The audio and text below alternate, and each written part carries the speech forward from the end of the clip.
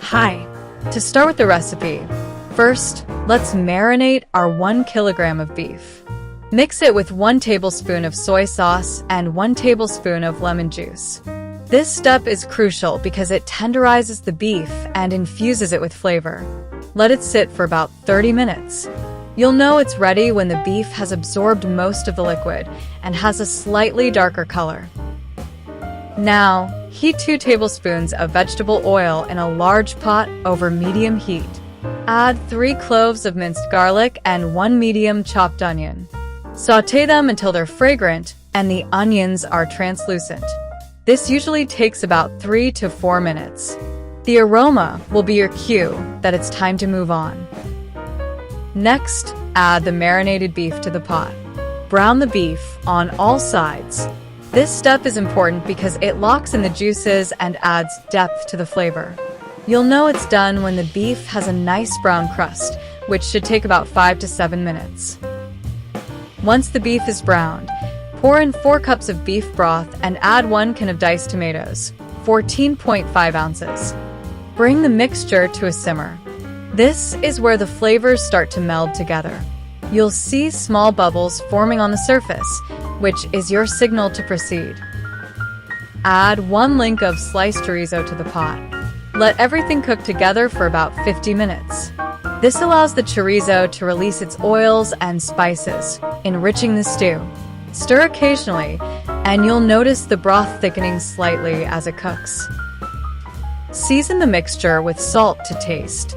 It's important to do this step now because the flavors have developed and you can adjust the seasoning accurately. Taste a bit of the broth to ensure it's to your liking. Now, add 1/2 a medium red bell pepper, sliced, and 1 cup of grated cheddar cheese. Stir until the cheese melts completely. You'll know it's ready when the cheese is fully incorporated and the sauce is creamy and smooth. In a small bowl, mix 1 tablespoon of lemon juice into 1/2 cup of cooking cream to make a quick sour cream. This adds a tangy flavor that balances the richness of the cheese. You'll see the cream thicken slightly, which is perfect. Add the sour cream mixture to the pot, along with 1 teaspoon of dried oregano, 1/2 teaspoon of black pepper, and 1/4 teaspoon of chili flakes. Stir well and let it simmer. The sauce should thicken and coat the back of a spoon, which usually takes about 10 minutes.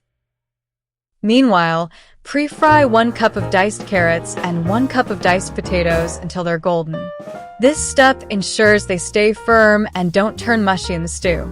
You'll know they're ready when they have a slight crisp on the outside. By the way, since many of you ask about this non-stick frying pan that I use after trying several, I found one that really makes a difference. I'll leave a link in the video description in case you're interested. Add the pre-fried carrots and potatoes to the pot. Stir them in gently. This step is crucial because it adds texture and sweetness to the dish. Let them cook for another 10 minutes, and you'll see them absorb some of the sauce. Finally, add another tablespoon of soy sauce to balance the flavors. This small detail makes the difference, ensuring the dish isn't too rich or too bland.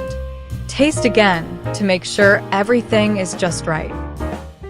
Garnish your cheesy beef caldereta with a sprinkle of chopped pickles, about 1/4 cup. This adds a refreshing crunch and a hint of acidity. Serve it hot and enjoy the symphony of flavors and textures in every bite. And that's how you make this delicious recipe. If you enjoyed it, don't forget to subscribe to the channel for more recipes like this one. Bye.